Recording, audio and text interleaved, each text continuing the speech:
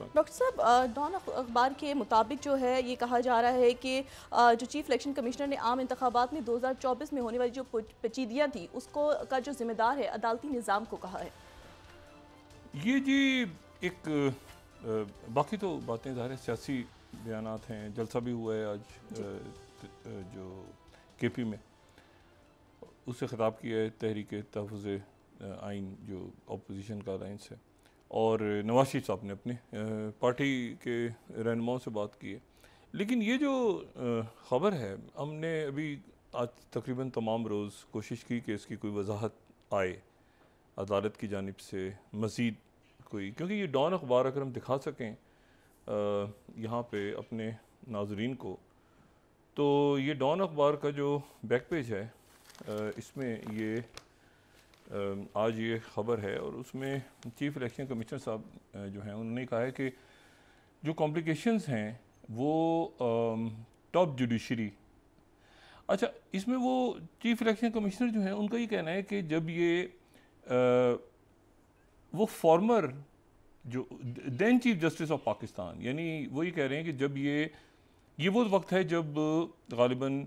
बंदयाल साहब की तरफ उनका इशारा हो रहा है, ठीक है। वो ये कह रहे हैं कि जब वो थे तो he went to then chief justice of Pakistan and chief justice of Lahore high court, और उनसे रिक्वेस्ट की कि हमें जुडिशल ऑफिसर्स दे दें performing duties as DROs and ROs, लेकिन कोई फ़ायदा नहीं हुआ, यानी पुरानी चीफ जस्टिस साहब की तरफ। और फिर वो जो अल्फाज हैं उनके, वो ही पॉइंटेड आउट कि bureaucracy had been task, bureaucracy को दे दिए गए बजाय इसके कि अदालती। अच्छा उस वक्त ये हुआ कि उन्होंने कहा कि जी जो अदालत थी, क्योंकि बड़ा तनाज़ा खड़ा हो गया था इलेक्शन डेट पे और सारा मामला, तो bureaucracy has been task with holding elections twice in 1977 and 2024 and on both times they failed Pakistan। अच्छा अभी डॉन में ये जो रिमार्क्स हैं ये कल उनके जो बात हो रही थी, जब एक समाअत हो रही थी उस हवाले से फैसल चौधरी साहब वहाँ पे थे और वो इलेक्शन कमीशन पाकिस्तान के सामने दलाइल दे रहे थे, तो वहाँ पर फिर ये चीफ़ इलेक्शन कमिश्नर साहब ने बात की। देखें अब इसमें जो है ये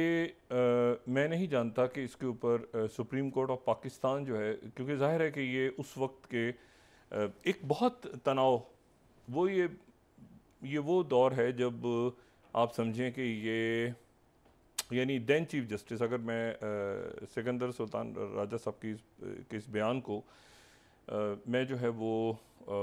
इसको समझूं तो ये इस तरह से हो रहा था कि जी इलेक्शंस कौन करवाएगा, और उस वक्त जो है वो गालिबन चीफ़ इलेक्शन कमिश्नर जो हैं, अच्छा ये ख़बरें थोड़े थोड़े वक्फ़ों से एक आप समझ लें कि एक ख़बर के तौर पे ये मुस्तकिल मेन स्ट्रीम मीडिया पे आती रही हैं, लेकिन वो एक इकट्ठे होके इस शक्ल में उन्होंने बात की, ये आती रही हैं कि जी इलेक्शन कमिश्नर ने रब्ता किया उनके पास, मतलब ये, लेकिन वो इतना चूँकि हिजान था उस वक्त इलेक्शंस कब होंगे, कैसे होंगे, केयर टेकर, बहुत इश्यूज चल रहे थे, तो उसमें वो छोटी छोटी जो ख़बरें हैं कि जी इलेक्शंस के लिए ब्यूरोक्रेसी होगी या जुडिशल, तो अदालतों की तरफ से ये बात आ रही थी कि जी इतना इस वक्त इसमें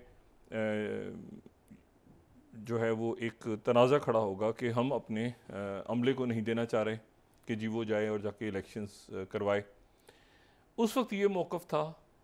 जो अदलिया है उनका कि भाई हम तो नहीं करवा रहे, तो और हमारे पास लोग भी कम है, स्टाफ भी कम है, तो इसको जो है, और वो ट्रेनिंग का टाइम, और मतलब है कि 90 दिन वाली बात थी, फिर 60 दिन वाली बात थी, तो ये सारा, तो उस वक्त ये हुआ कि जी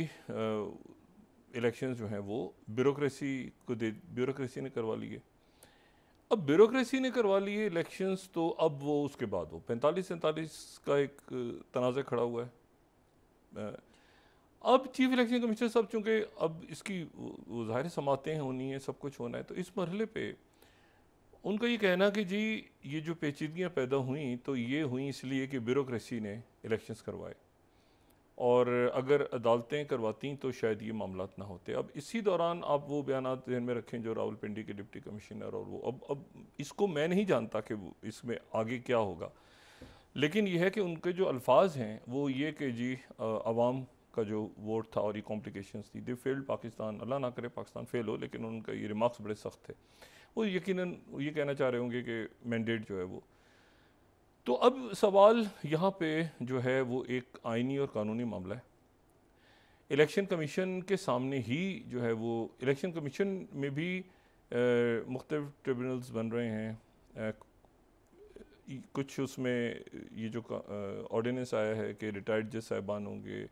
मौजूदा जो सर्व कर रहे हैं इस वक्त जज साहिबान वो होंगे। लेकिन ये जो बयान है चीफ इलेक्शन कमिश्नर का, मुझे नहीं इल्म के इसके बाद क्या सूरत हाल होगी इन इलेक्शंस की। और चीफ इलेक्शन कमिश्नर जो हैं उनको ये बात जो है ये अदालत के साथ तो बंदयाल साहब के वक्त में भी और अभी भी चीफ इलेक्शन कमीशन ही ज़िम्मेदार होता है इलेक्शंस का। तो उनका ये कहना कि अदालतें ज़िम्मेदार हैं, तो अगर अदालतें ज़िम्मेदार थीं उस वक्त की या उसके बाद भी, ज़ाहिर है कि एक कंटिन्यूटी में, मैंने आपसे कहा ना कि उस वक्त ही मामला चल रहा था क्योंकि बहुत पेचीदगियाँ थीं उस वक्त अदालतों पे भी, और तकसीम की बात भी आ रही थी, और बदकिस्मती के साथ कि जी बेंचेस, तो उसमें वो फिर ये था कि जी सुप्रीम कोर्ट करवाएगी तो उनको जो है वो इतराज़ होता, जो पीडीएम की जमातें थीं, फिर उसके बाद वो वही सिलसिला चलता रहा। फिर मौजूदा चीफ जस्टिस साहब ने तो बल्कि आप समझें कि वो इलेक्शन की तारीख अनाउंस नहीं हो पा रही थी, उन्होंने तो फिर इलेक्शन की तारीख अनाउंस की। ये पहले से चला आ रहा था मामला। तो अब जो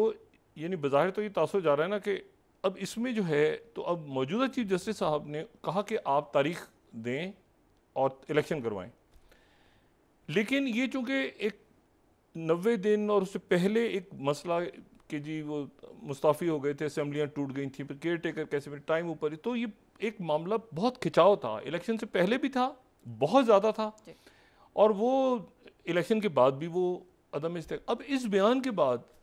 मैं नहीं जानता कि इसको या तो सुप्रीम कोर्ट की तरफ से कोई बयान आया या इलेक्शन कमीशन के। आज हमने रब्ते की कोशिश की, लेकिन बस जो बात उन्होंने कह दी है वो कह दी है। लेकिन ये ख़बर एक बड़ी मेरा ख्याल है कि ये जो रिमार्क्स हैं चीफ इलेक्शन कमिश्नर साहब के, तो अगर ये ऐसा हुआ है तो ब्यूरोक्रेसी को दिया गया, तो वो कह रहे हैं कि जुडिशरी ने उस वक्त की उन्होंने सुप्रीम कोर्ट से और हाई कोर्ट से बात की थी, तो फिर वो तो कंटिन्यूटी, ज़ाहिर है वो जज साहिबान भी मौजूदा, अब सुप्रीम कोर्ट इसके ऊपर कैसे रिस्पॉन्ड करती है और क्या सूरत हाल होती है। लेकिन बहरहाल ये रिमार्क्स जो हैं ये मज़ीद पाकिस्तान के अंदर जो उलझाव है इस वक्त, ये चीफ इलेक्शन कमीशन साहब की इस गुफ्तगू के बाद उसमें मज़ीद इजाफा हो गया। तो बाकी अब यह है कि अदालतों में फ़ैसला है, अदालतें ही इसको देखेंगी और चीफ इलेक्शन कमीशन ही इसको देखेगा। लेकिन अगर वो कह रहे हैं कि ब्यूरोक्रेसी ने किया सारा, तो फिर वो पिटिशन भी वही सुन रहे हैं, तो फिर ये क्या, मुझे नहीं पता कि इसकी फिर आइनी और कानूनी क्या हैसियत होगी आने वाले दिनों में। मुख्तलिफ जो मामला चल रहे हैं, मतलब ब्यूरोक्रेसी तो काम करके चली गई अपना अपना, उन्होंने रिपोर्ट कर दिया होगा, वापस चली गई, तो अब कहाँ पे क्या हुआ, कैसे हुआ, ये तो एक बहुत ही पेचीदा मसला है। वो ब्यूरोक्रेसी मुस्तकिल तो नहीं थी ना, वो ड्यूटी करने आए, वो चले गए, तो अब ये कि वो कैसे होगा। अबे अदालतें भी मौजूद हैं, चाहे वो जजेस रिटायर्ड हों या अभी काम कर रहे हों, वो तो मौजूद हैं, इलेक्शन कमीशन भी मौजूद है, ब्यूरोक्रेसी आई काम करके चली गई। तो वो अब ये एक हवा में मामला है कि भाई ये क्या हुआ, ये क्या जो है स्टेटमेंट, और उसके ऊपर वो तो अपनी जगह कायम है। चीफ इलेक्शन कमीशन जो है वो, इलेक्शन कमीशन ऑफ पाकिस्तान ने कोई इसको वजाहत नहीं की। तो ये मेरे ख्याल से मज़ीद इसकी थोड़ी सी अगर अगले 24-48 घंटों में इसकी वजाहत हो जाए कि ये क्या उलझाव है जिसके नतीजे में इलेक्शन कमीशन ऑफ पाकिस्तान ये समझ रहा है, या सुप्रीम कोर्ट की तरफ से कोई वजाहत आए कि भाई ये क्या मामला हुआ बीच में, ब्यूरोक्रेसी,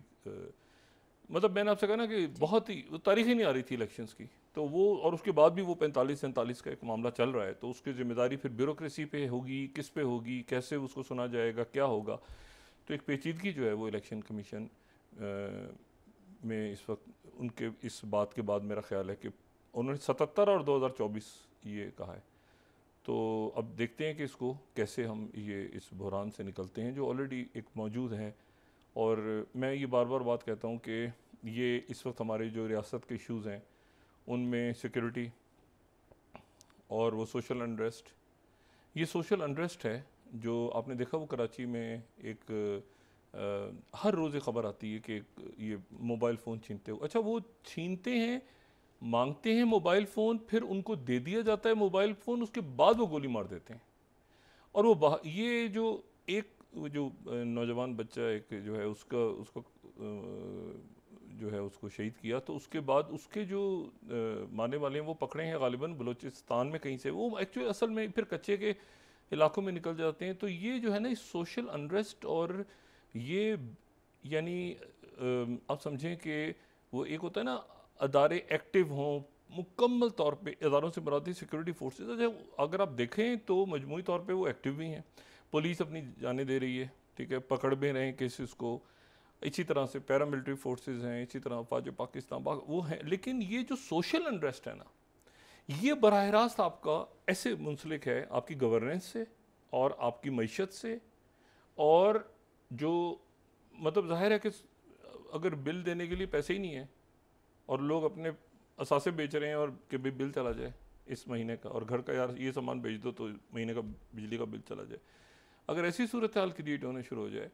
और अभी बजट नहीं आया और 12 तारीख को बजट आएगा, उससे पहली मेरी मेमोरी में नहीं है इस तरह से कि कोई उससे पहले प्री बजट सेमिनार्स, कोई डिस्कशंस, कोई जो है वो मुलाकातें जैसे होती हैं ना मुख्तलिफ कारोबारी शख्सियात के साथ, चैम्बर्स के साथ मुलाकातें होती हैं, बहुत फ़ाल होता है जो वजारत ख़जाना है, वो मुख्तलिफ लोगों की इनपुट्स ले रहे होते हैं, मुख्तलिफ बातें हो रही होती हैं किस तरह से क्या क्या। अब ये कि दो रोज़ बाद बजट है और उस पर कोई, मैंने कभी नहीं देखा पीपल्स पार्टी के दौर में, मुस्लिम लीग नून के दौर में, पीटीआई के दौर में, हमेशा बजट के ऊपर जो है ना वो एक इनपुट्स होती हैं और एक,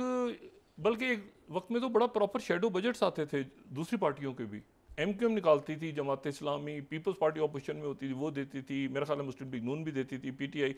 एक होता था हमेशा कि जी ये हमारा माशी प्लान, हमेशा। ये पहली दफ़ा ऐसा हो रहा है कि बजट से पहले अगर डिस्कशंस हो रहे हैं तो वो मीडिया करवा रहा है लोगों से, लेकिन उसका वो जो एक होता है ना कि कोई किसी किस्म का एक कि भाई बजट आना है तो क्या होगा, कैसे होगा, तो वो 2 रोज़ के बाद बजट है, तो 12 तारीख को 2-3 रोज़ के बाद, तो उसमें कैसे क्या, वो बिल्कुल एक सवालिया निशान है और बिल्कुल उस पर जो है ना एक सन्नाटा सा है कि भाई बजट में क्या होगा, सवाए इसके कि वो जितने टैक्सेस आने हैं वो आने हैं और बस वो बना बनाए सामने आ जाएगा।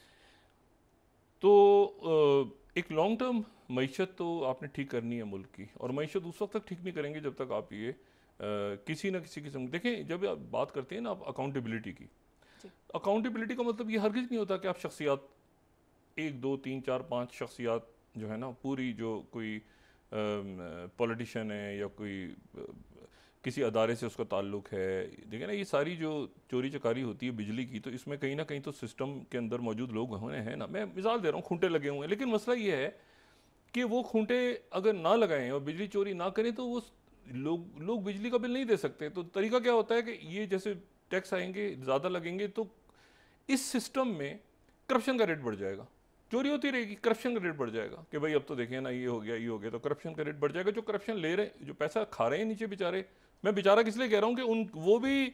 मुसीबत के मारे हुए, वो भी अगर अपनी सरकारी तनख्वाह पे जाएँ तो वो भी कुछ नहीं उनका गुजारा होता। तो वो एक पूरा चेन रिएक्शन चलता है और ऊपर एक एलीट क्लास बैठी हुई है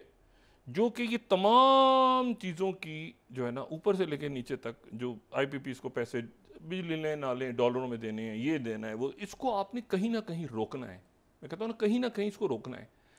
और ये जो है ये अब एक अजीब सा बयान है उनका, तो हम इंतज़ार करते हैं कि इसकी वजाहत हो इलेक्शन कमीशन की तरफ से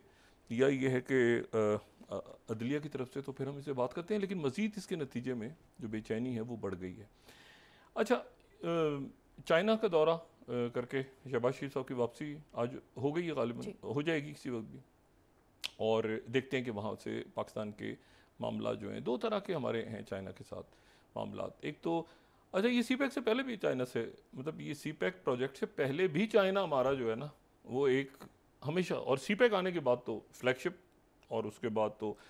जैसे मैंने कल भी बात की कि ये अब देखना ये है कि अपग्रेड करने की जो बात हो रही है वो अपग्रेड कर, एक तो ये है कि उसका फेज़ 2 जो पहले का था वो सारा वो जो भी उसके होना था, लेकिन मैं ज़्यादा इस बात में इंटरेस्टेड हूँ कि वापस आने के बाद जो है वफूद में जो शामिल शख्सियात हैं वो ये बताएं कि अपग्रेडेशन, क्योंकि जियो पोलिटिकल सिचुएशन चेंज हुई है 2015 में या उसके बाद, उससे पहले जब ऐलान हुए थे सारे, उसके बाद जियो पोलिटिकल जो एक सिनेरियो है पूरे रीजन का, जिसमें सेंट्रल एशिया है, जिसमें अफ़गानिस्तान है, जिसमें ईरान है, जिसमें और इशू हैं ममालिक, तो यहाँ पर बहुत ज़्यादा बड़ी तादाद में फ़ौजें मौजूद थीं अफ़गानिस्तान के अंदर, और उनका ज़ाहिर है कि एक स्फीयर ऑफ इन्फ्लुएंस था उनका सेंट्रल एशिया से लेके, और वो ज़ाहिर है कि अफ़गानिस्तान के चारों तरफ था, पाकिस्तान समेत, यानी यहाँ पर भी